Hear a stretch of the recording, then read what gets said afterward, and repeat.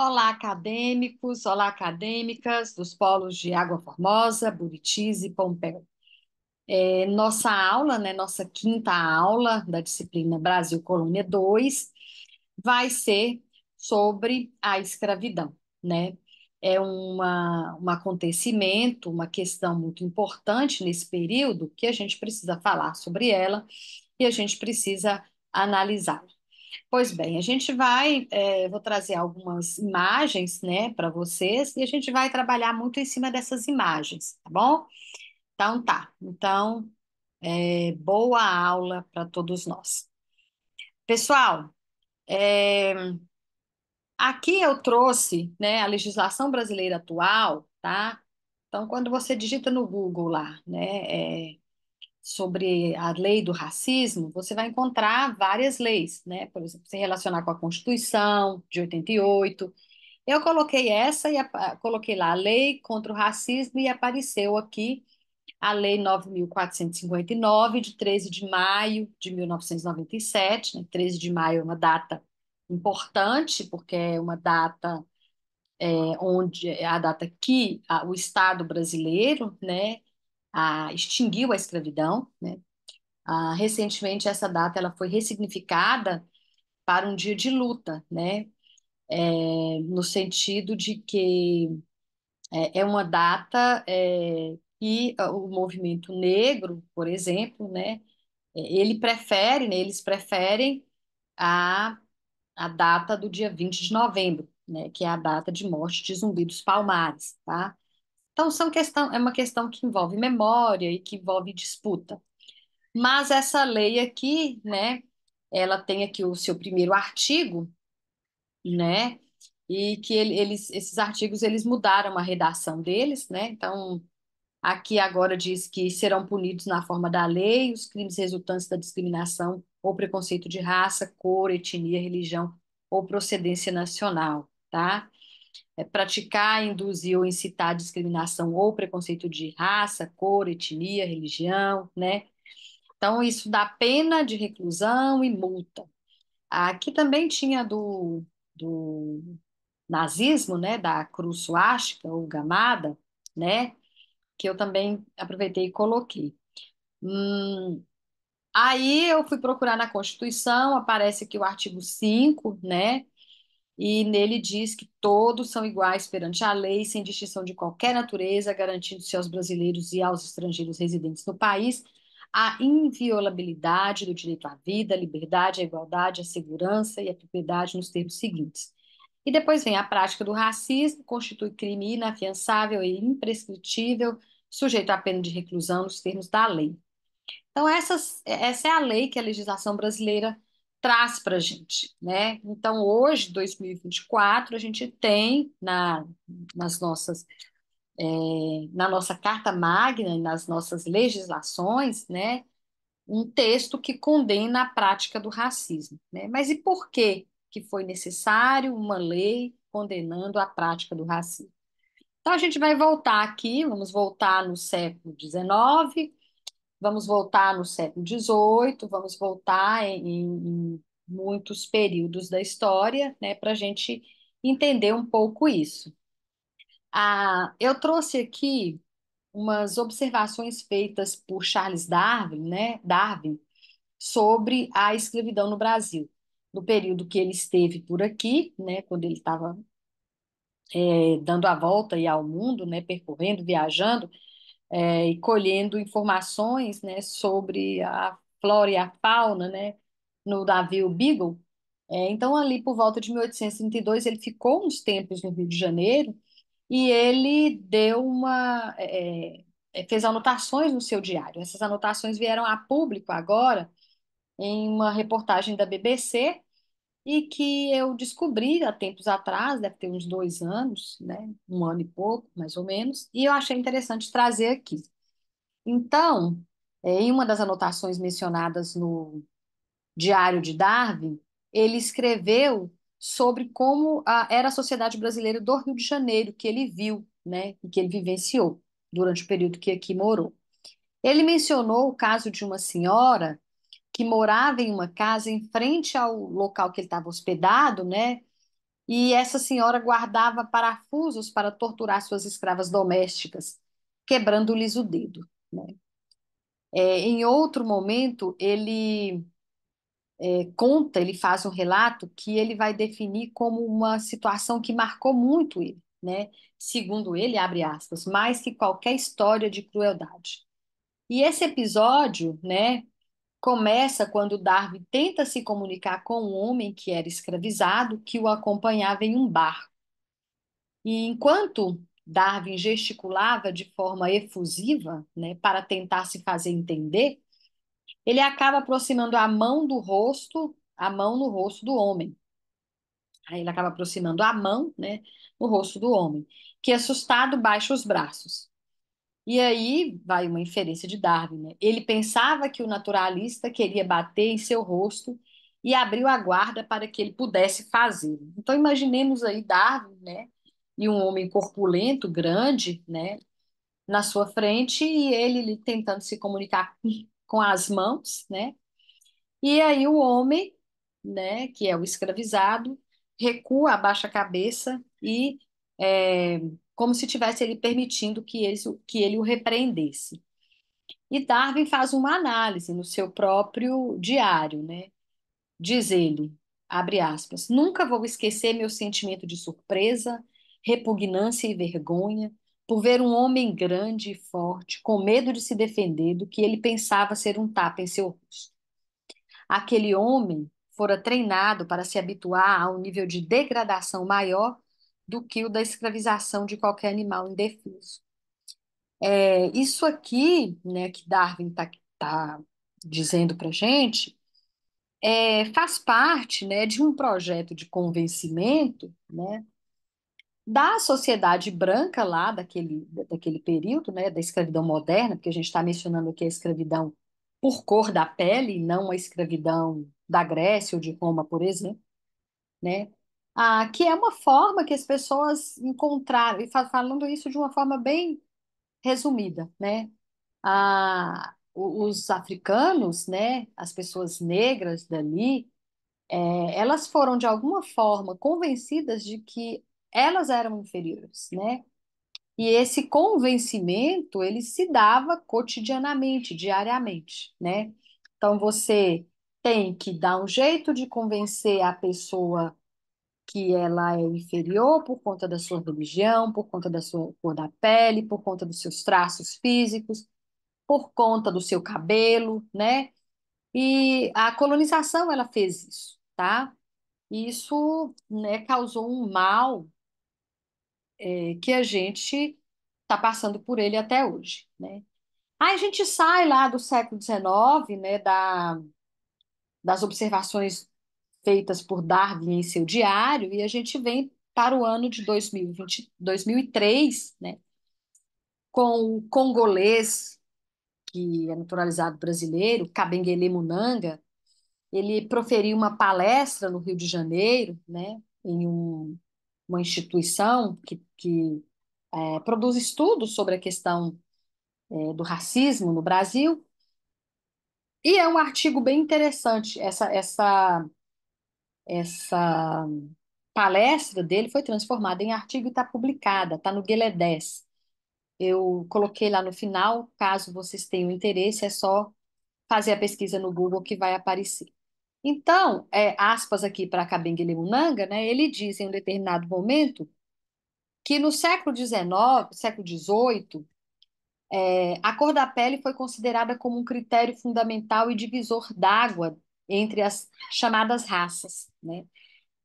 Por isso que a espécie humana ficou dividida entre as raças estanques, né, que resistem até hoje no imaginário coletivo e na terminologia científica, raça branca, negra e amarela. Então, isso é a partir do século XVIII, mas a gente tem essas questões ah, da cor da pele sendo colocada aí como problema, né, a partir das grandes navegações, a partir do contato de europeus com outros continentes, né, com a África, por exemplo. Mas esse eu estou só resumindo aqui o artigo. No século XIX, Acrescentou-se ao critério da cor, né, outros critérios morfológicos, como a forma do nariz, dos lábios, do queixo, do formato do crânio, o ângulo facial, para aperfeiçoar a classificação. O crânio alongado, dito dolicocéfalo, por exemplo, era tido como característica dos brancos nórdicos, enquanto o crânio arredondado, braquicéfalo, era considerado como característica física dos negros e amarelos. Essa classificação ela foi feita pelo naturalista Linneu, né? A, sueco, me parece, e ele catalogou a flora e a fauna, e essa catalogação dos animais e das plantas, a exemplo do que foi feito com os animais e com as plantas, foi feito também com as pessoas. Então, lá, né, nos séculos 18 e 19, eles classificaram grupos humanos em função de características físicas, né? Classificar, como diz o Kabengele Munanga, não é tanto o problema, né? A questão não é classificar, a questão é classificar e construir uma classificação baseada ali numa relação muito intrínseca entre a cor da pele e os traços morfológicos e as qualidades psicológicas, morais, intelectuais e culturais. Então, você tem esses naturalistas classificando os seres humanos, né? E ainda classificando detalhadamente aqueles que têm a cor da pele tal, traços morfológicos é, esse, né, definidos, né, eles são, eles têm moral, eles são pessoas inteligentes ou eles são pessoas estúpidas. Então, essa classificação foi feita nesse período e foi feita com esse intuito, né? Aqui nessa outra citação, eu peguei justamente a transcrição em que é mencionada, em que é detalhada como que essas questões foram pensadas. Então, abre aspas, as pessoas da raça branca foram decretadas coletivamente superiores às pessoas da raça negra e amarela, em função de suas características físicas hereditárias, tais como a cor clara da pele, o formato do crânio, a forma dos lábios, do nariz e do queixo.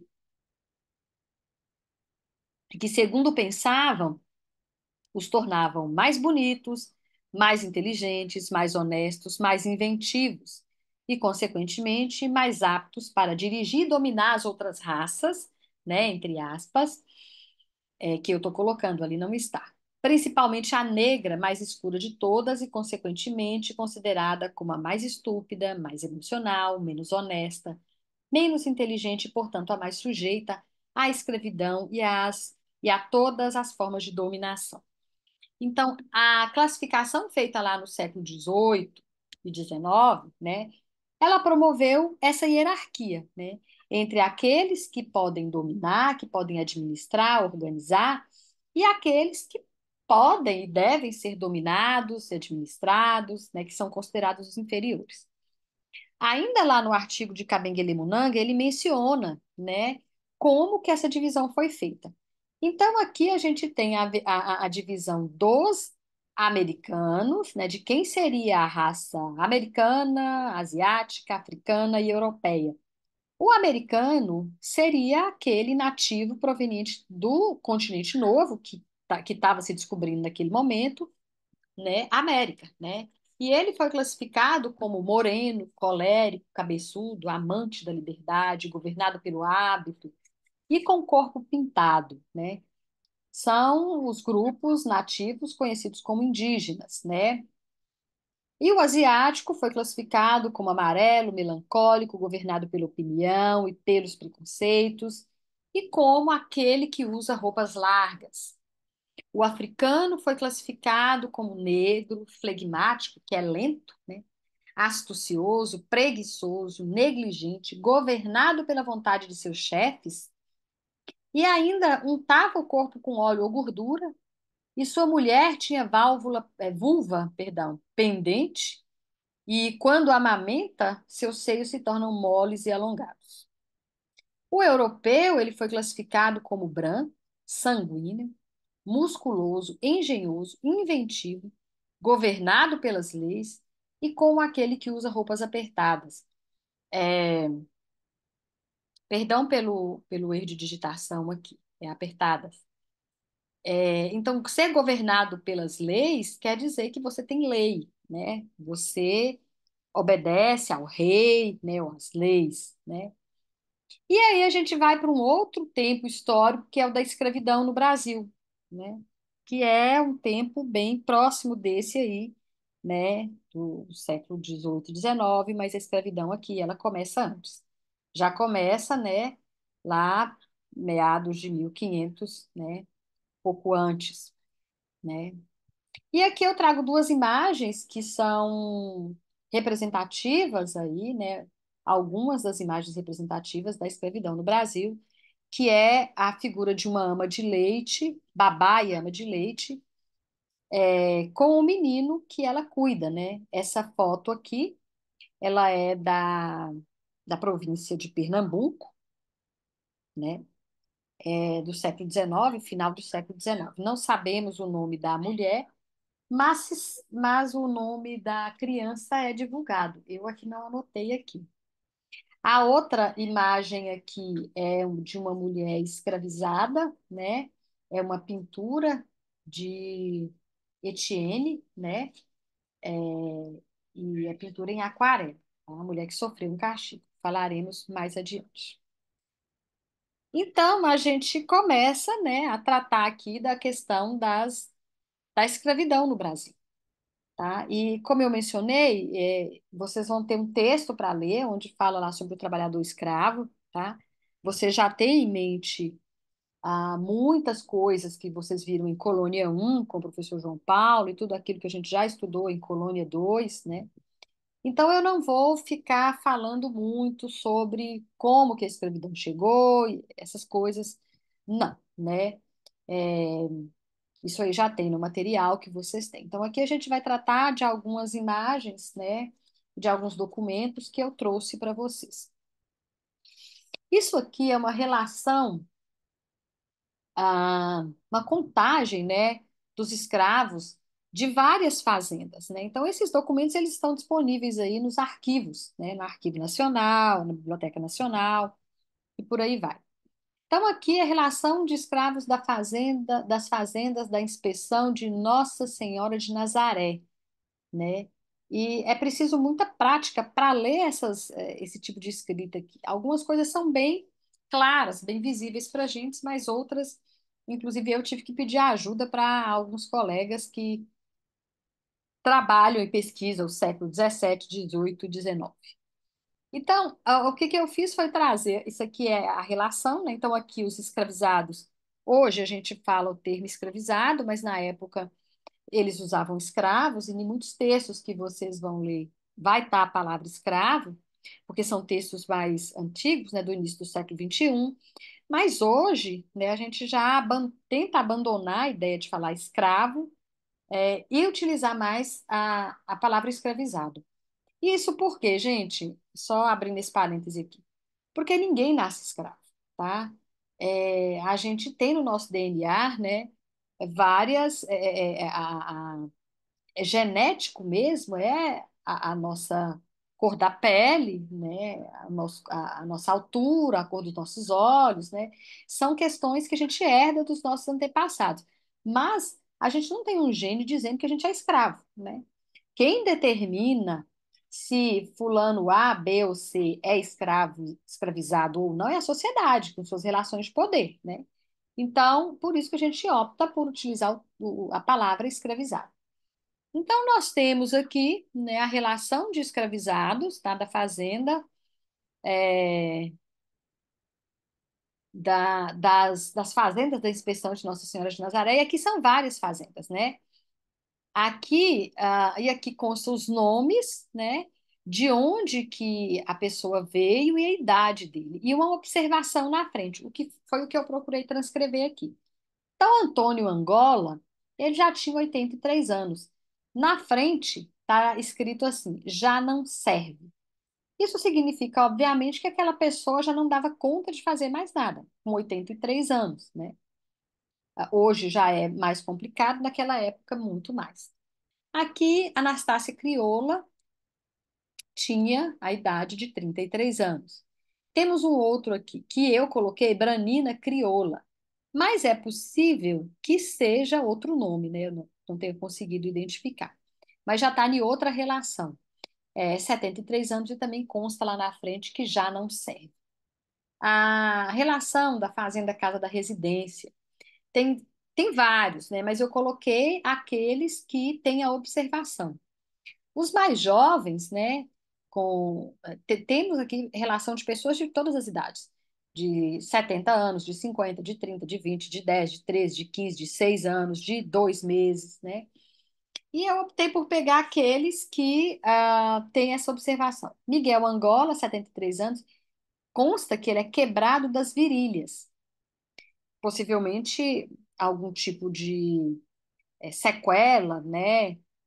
Caiu, ficou paraplégico, né? Mas era a denominação da época, tá? Alguma coisa aqui no quadril que possibilitava essa pessoa de andar. Juliana Angola tinha 55 anos e consta que ela já não faz nada, talvez, né? Já não dá conta de fazer, né? Muita coisa por conta de doenças, né? Sequelas. Domingos Angola já não faz nada também. Fazenda Olho d'Água consta que Manuel Angola é, é, Manuel Angola, né, João Angola, Tomás Angola, todos porque vêm de Angola. Ele tem 87 anos e de nada serve.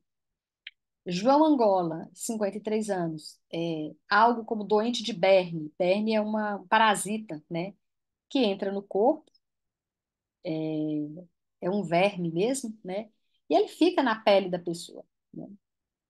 Quem é da área rural, né, sabe do que eu estou falando, né. Dá muito em bicho, né, em gado, mas dá em pessoas também, porque é um parasita. E Tomás Angola, 52 anos, aleijada. Então, nós encontramos essas classificações e por aqui dá para a gente ver a doença das pessoas, a idade, né? E a relação, a quantidade de pessoas que tinha por fazendas. Aqui a gente passa uma análise das pessoas que eram consideradas rebeldes e fugiam, né, das fazendas. Então, aqui escravos e escravizadas escravizados e escravizadas que fugiam, né?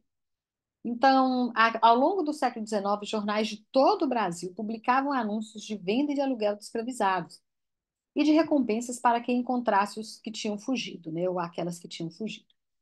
Além de anúncios, havia muitos panfletos espalhados pelas cidades oferecendo dinheiro para quem conseguisse localizá-los.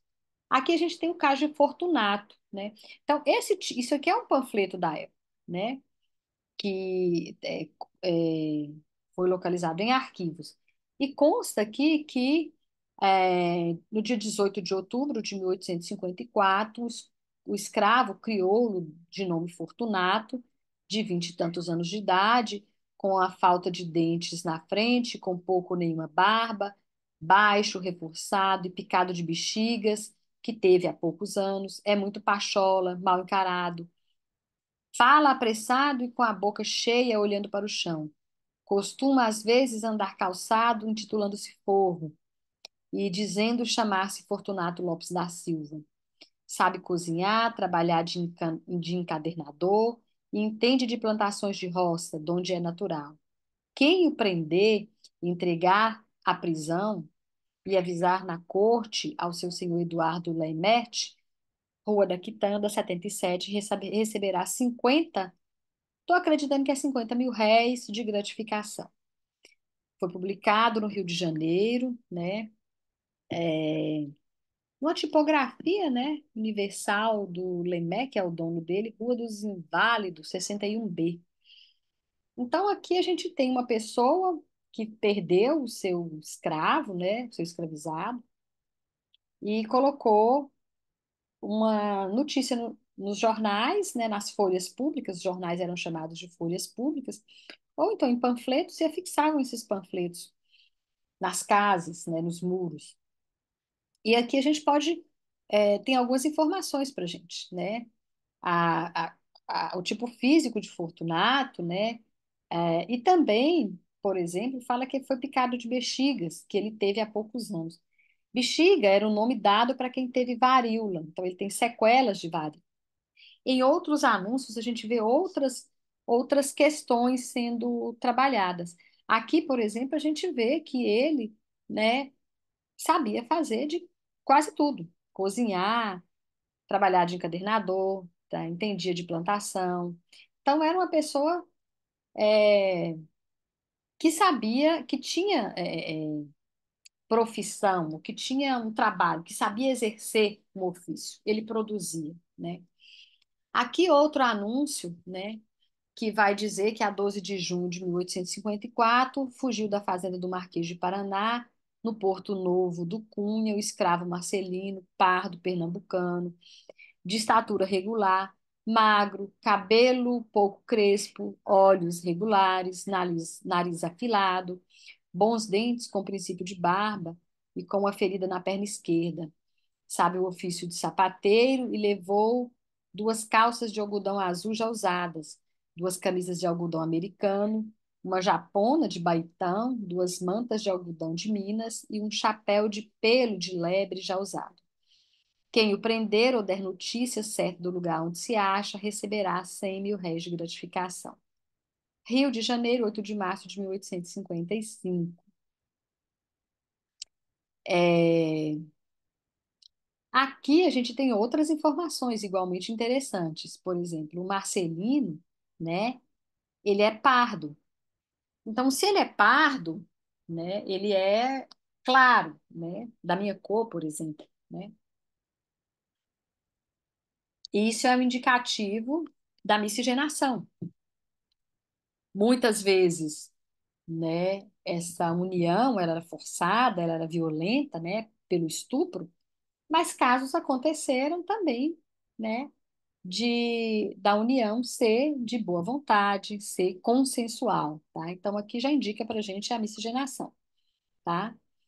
Ferida na perna esquerda, possivelmente, né? Caiu, apanhou, né?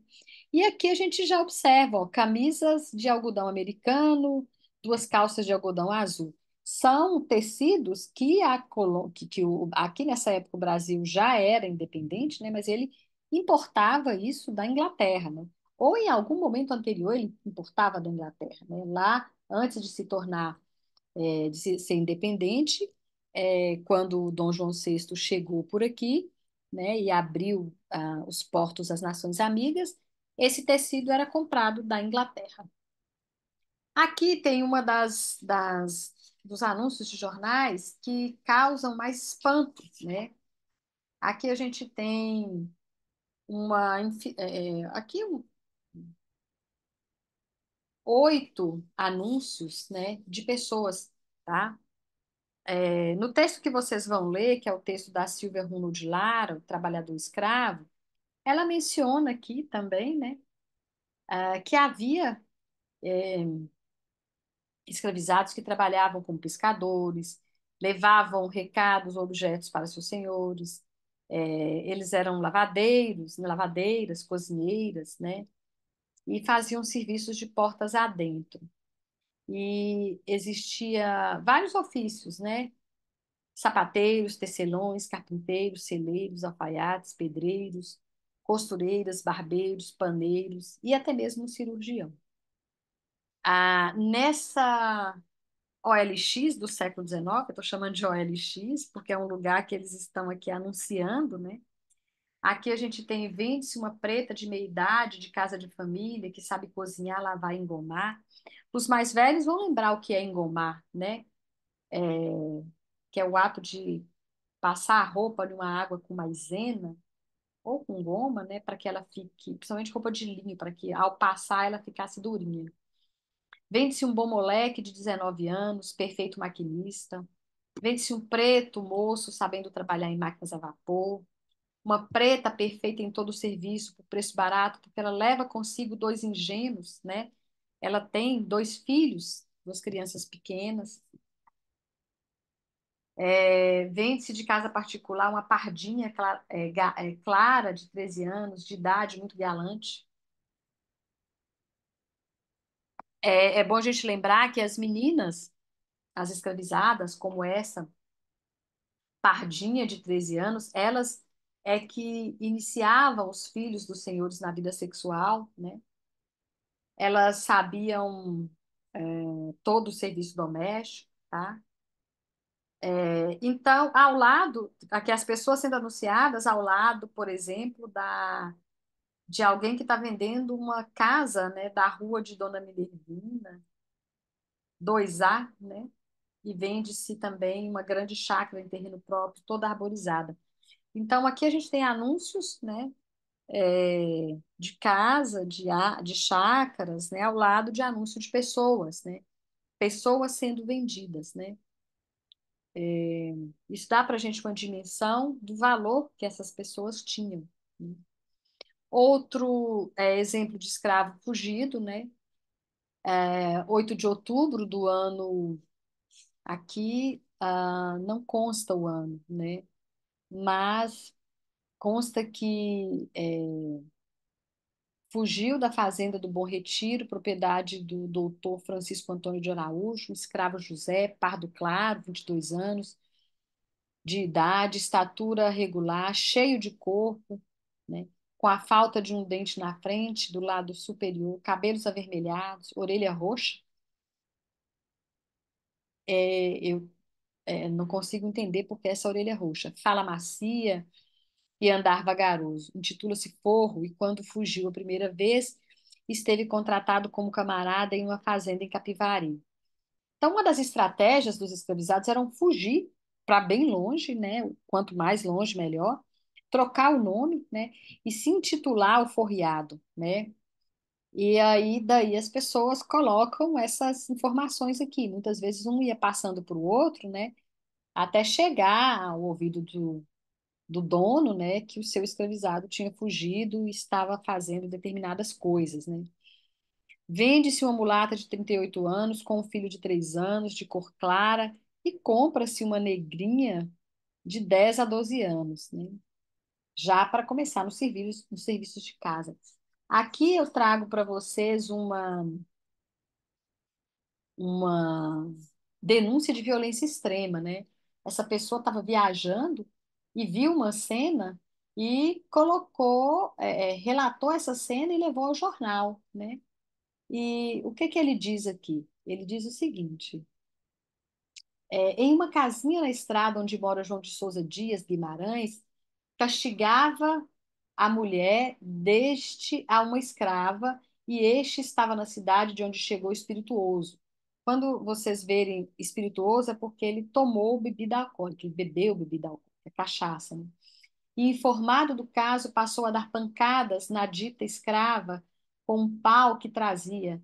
E dizem que ela estava amarrada em um banco, pelo que quebraram-se-lhe alguns ossos e caiu-lhe a madre. E como no regresso à minha residência passei na cidade de Bragança, soube que a escrava ainda estava mal e estava se tratando na descida do lava-pés em casa de um irmão do mesmo Souza, e que deste fato não se tinha feito corpo de delito por não ter chegado ao conhecimento das autoridades policiais este crime de natureza brutal que ligeiramente fica narrado. Esse tipo de narração, de relato, né, dá para a gente a dimensão de quão violenta era a escravização, né? Essa pessoa aqui estava passando, né, numa determinada rua, numa estrada, né, e viu é, uma mulher sendo castigada, ela estava amarrada e ela teve os ossos quebrados, né? Então ele relata isso, tá? Quando vocês estiverem lendo o texto, vocês vão ver que existia uma legislação, né? E que o escravizado ele podia entrar na justiça e acusar o seu senhor de maus tratos, né? Era possível fazer isso, tá? É, aqui mais uma, precisa-se alugar uma criada que saiba cozinhar e fazer os arranjos de uma casa de família e o moleque para recados, né? Então, tinha o aluguel de si próprio também, né? Essa, esse, essa imagem aqui, de escravizados fugidos, ela é bem interessante porque ela traz três pessoas aqui. Então, Cristiano era um pouco mais alto, né? Ele não é bem preto. As maçãs do rosto são salientes, têm as pernas arcadas, dentes limados, cabelos bem penteados, figura bonita, 38 anos. Amansa animais, toca viola, né? Tem trocado o nome pelo de Felipe, fugiu a tempo. Inocêncio é baixo, mulato meio claro, fino de corpo, só tem barba no queixo e bigode, 30 anos. É alfaiate, cocheiro, troca o nome pelo de João. E Nicásio é alto, fino de cara, né? Barbado, não é bem preto, sinais no rosto que parecem ser de bexigas, né? Novamente a varíola, né? Ele sobreviveu à varíola, é uma doença que foi erradicada na década de 70 do século XX, né? Por aí, e por conta da vacinação, né? Arrasta uma perna, parece que é esquerda, idade 46 anos. E Ildefonso, fino de corpo, preto, barbado, sem dentes na frente, grandes lábios, né? Eles chamavam de beiçudo, trabalha em serviço de taquaras. Então, todos eles aqui têm um ofício, todos eles desempenham mais de um ofício, na verdade. E fugiram, né? E fugiram. E tem as suas estratégias, né? Fugir para longe, trocar o nome são estratégias, tá? Aqui a gente já chega nas mulheres, né? Muitas eram mulheres amas de leite, né? E mulher que ama de leite é aquela que vai amamentar o filho de outra, né? Para amamentar o filho de alguém, você tem que ter tido o seu próprio filho, né? E aí você é convocada a morar, né, dentro da casa grande, e ali você vai cuidar do filho das mulheres brancas, tá? Então aqui vende-se uma preta muito moça, com cria, sabendo lavar perfeitamente e bem desembaraçada para o serviço doméstico, tá? É muito sadia e o motivo da venda é não querer servir mais a seus antigos senhores.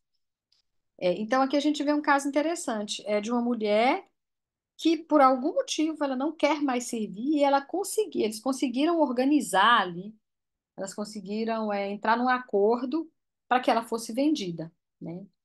E são ajeitos, são concessões que eram feitas que precisava de muito jogo de cintura, né, para que pudessem acontecer. E as mulheres amas de leite, aqui a gente tem aquela primeira imagem que eu mostrei para vocês, essa aqui é da província de Pernambuco, do final do século XIX, está em um lugar que possivelmente é o estúdio, né? A mulher muito bem arrumada, ela se coloca na foto, ela tem uma postura, né? E está do lado da criança que ela cuida. Essa daqui é a única que a gente tem notícia, é a ama de leite Mônica, né? Foi fotografada no estúdio de João Ferreira Vilela, em Recife também. Da mesma, essa daqui também é de Recife, em 1860, tá?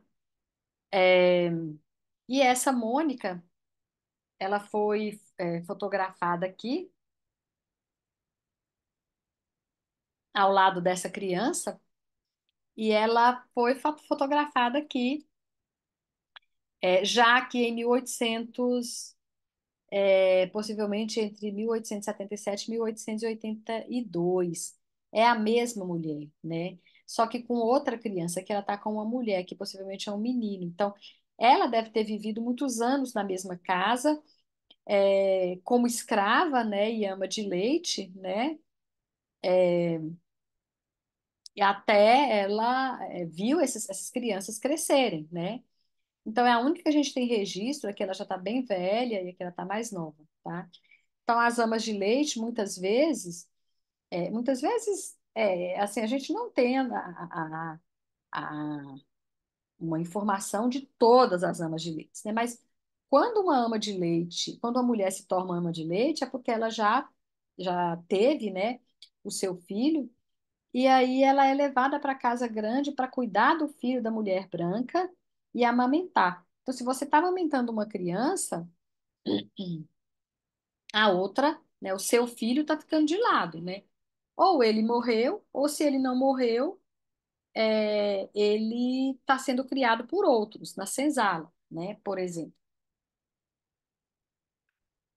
Às vezes, a criança vai para dentro também, né? Mas é necessário que os cuidados sejam feitos com a criança branca, né? Aqui a gente tem outras imagens do preto de ganho, né? São os escravos de ganho, né? Que são pessoas que moram na cidade e essas pessoas elas têm uma certa flexibilidade para andar, para vender e voltar para casa com dinheiro e entregar para o seu dono ou dona, né?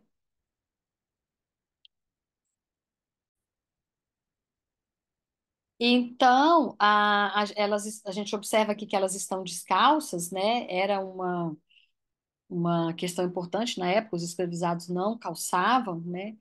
Você calçava para se distinguir dos escravos, dos escravizados, né? Então, aqui a gente tem, reparem na mulher, ela usa um turbante, né? O homem também, aqui ele está fumando, essa daqui está vendendo bonecas, né? Aqui consta boneca, é uma variação linguística, né? Do gaélico que vem para, que chega em Portugal e depois chega aqui, né? E hoje a gente fala boneca, né?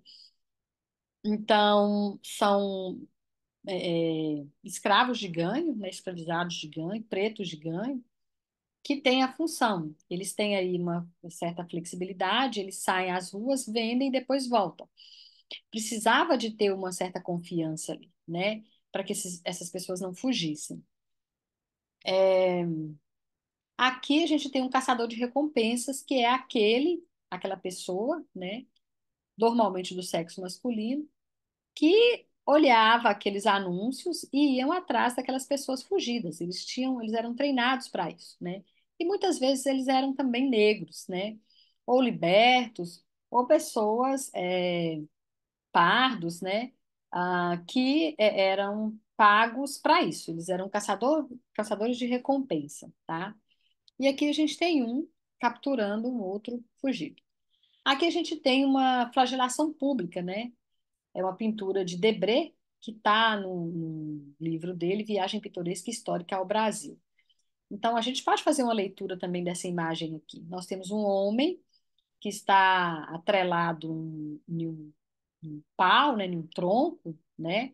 Ele está com a calça arriada, ele está piado, ele está apanhando, né, com o chicote. Aqui dá para a gente ver o ferimento, né, que já está sangrando. Temos pessoas deitadas aqui, significa que elas já apanharam também. Temos pessoas ao fundo, né? A gente tem aqui policiais, né? Policiais aqui. Esses aqui são os curiosos, que são, porque isso aqui é uma flagelação pública. Esse aqui é o carrasco, aquele que está dando as chibatadas. E essas pessoas aqui possivelmente são as que vão apanhar, né? Nessa viagem, né, pitoresca e histórica ao Brasil, Debré ele pintou muitas cenas do Brasil. Então, além dessa daqui, ele pintou cenas de jantar, né, de jantar de uma família brasileira, típica ali do século XIX. Aqui tem outra flagelação pública, pintura de Debré, né? Ah, isso, então, ele andava nas ruas e via a cena e aí ele pintava, né? Em aquarela, isso, me parece. Aqui também uma flagelação pública. Aqui a gente tem a imagem de um escravo, de um escravizado com máscara de Flandres, né, do pintor Debré, né, de Jean-Baptiste Debré, de 1835. Essa máscara era usada para prender, transportar, maltratar ou sujeitar as pessoas escravizadas. Os instrumentos de ferro faziam parte do patrimônio das fazendas e das casas. Eles tinham isso arrolados, né, naquelas listas, né? E toda vez que um escravo precisava ser punido, né, porque ele está punido, porque está comendo fora da hora, porque está bebendo, porque está fumando, né? Dentre outras coisas, é esse tipo de máscara que eles colocavam. Aqui também a gente tem a máscara de Flandres, né? De uma aquarela de Jacques Etienne Arago, que é uma mulher castigada, né? Acredita-se que ela deve ter cometido algum crime com a boca, né? Ou xingou, fumou, bebeu, né? Ou comeu, tá? Essa aqui é uma escrava sendo castigada, tá? Aqui é uma imagem mais atual, né? Aliás, a imagem está mais nítida, né? Mas é Damasco de Flandres também. E aqui é uma imagem que ela não ficou nítida aqui, mas essa imagem é de um grande grupo de escravos reunidos em uma fazenda aqui em Minas Gerais, no ano de 1876. E eles estão aqui é, festejando a congada ou terno, né, que é uma prática cultural e religiosa, né, vinda com os africanos, né, e produzida aqui no Brasil, né. Aqui, a imagem, quando ela está mais nítida, a gente consegue ver que todos eles aqui estão descalços, né? E aqui esses aqui estão representando o rei e a rainha, tá? Então, o momento de lazer, como a gente vai ver no texto, eles existiam, tá? Não é possível você ter o controle de um grupo de pessoas tão grande sem dar uma folga, né? O bate e o assopra, né? É preciso, né, dar algum momento de lazer, porque senão rebeliões aconteceriam com muito mais frequência. E a gente encerra aqui com Esperança Garcia. Esperança Garcia era uma mulher do Piauí do século 17, 16 ou 17. Eu tenho a, a carta dela aqui. Ela escreveu uma carta de próprio punho, ela era alfabetizada e conseguiu escrever, né? Aqui a gente tem a imagem dela lá no Piauí, né? Essa é a carta original, que está no arquivo, né? E aqui uma imagem dela, escrevendo a carta. Então vamos ver o que que Esperança relata para a gente aqui. Ela diz que, abre aspas, eu sou uma escrava de Vossa Senhoria, da administração do capitão Antônio Vieira do Couto, casada. Desde que o capitão lá foi administrar, que me tirou da fazenda Algodões, onde vivia com meu marido, para ser cozinheira da sua casa, ainda nela passo muito mal. Então, ela está dizendo que ela foi tirada de um lugar, foi apartada do seu marido, né? Então, aí a gente observa que existia uma família, né? E ela está em um lugar, né, para cozinhar, e onde, nesse lugar, ela passa muito mal. Então, por que que ela passa mal? Ela vai relatar. A primeira é que há grandes trovoadas de pancadas em um filho meu, sendo uma criança que lhe faz extrair sangue pela boca. Alguém bate no seu filho a ponto de tirar-lhe sangue. Em mim, não posso explicar que sou um colchão de pancadas, tanto que caí uma vez do sobrado abaixo, peiada, né? Ou seja, estava piada, tá? Com as mãos e as pernas amarradas, e caiu escada abaixo de um sobrado. Tanto que por misericórdia de Deus, escapei. A segunda, estou eu e mais minhas parceiras por confessar há 3 anos. Elas e as outras que estão lá junto com ela precisam se confessar, né? Então, ela segue aí os rituais da igreja, né? Da igreja católica. Ela se confessa, né? É importante para ela essas questões. E uma criança minha e duas mais por batizar, né? Peço a Vossa Senhoria, pelo amor de Deus, põe os olhos em mim, ordenando, digo, mandar ao procurador que mande para a fazenda aonde me tirou, para eu viver com meu marido e batizar minha filha. Então, Esperança Garcia é considerada a primeira mulher advogada, né? Porque ela faz uma carta, é, escreve, é alfabetizada e ali coloca todas as questões. Ela denuncia a violência e ela pede. A gente não sabe o que aconteceu, se ela foi respondida, se ela conseguiu alguma coisa, mas sabemos que alguém fez. Então, outras pessoas também devem ter feito.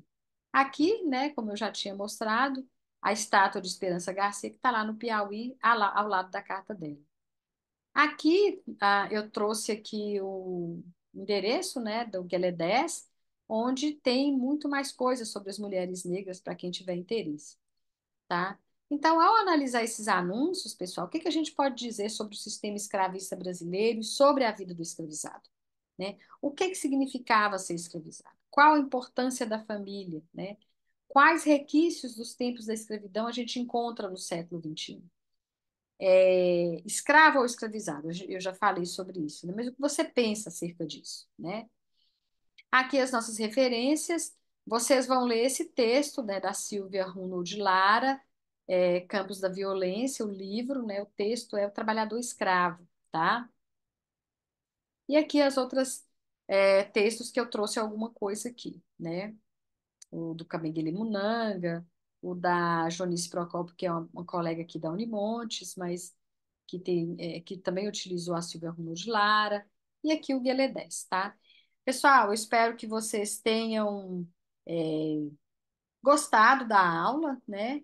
E que e a gente volta, né, lá nos nossos fóruns para a gente conversar sobre essa questão, tá bom? Então, obrigado a todos e a todas, tá? E uma boa aula e um bom debate lá nos fóruns.